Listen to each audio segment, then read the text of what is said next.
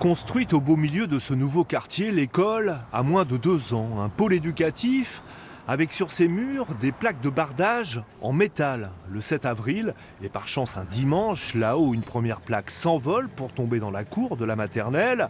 La cour est aussitôt fermée, on fait une première inspection, avant que 8 jours plus tard, la plaque du dessous ne suive le même chemin.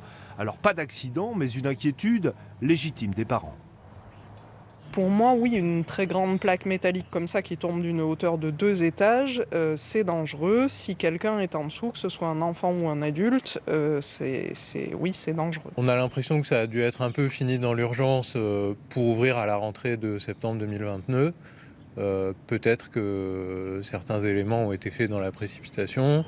Depuis hier, dans les cours de l'école, sur les façades, des filets de sécurité sont en train d'être posés. En fait, après la deuxième chute de plaque, principe de précaution oblige, les enseignants ont fait valoir leur droit de retrait. Il n'y a pas eu classe mercredi et la ville a fait revenir l'entreprise responsable des travaux.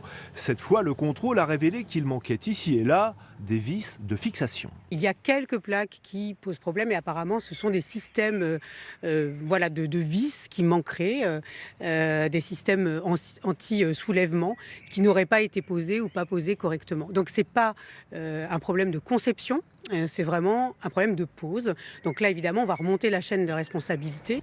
La remise en conformité va se dérouler pendant les vacances scolaires qui débutent ce week-end. L'entreprise qui avait posé le bardage devra vérifier toutes les plaques une par une.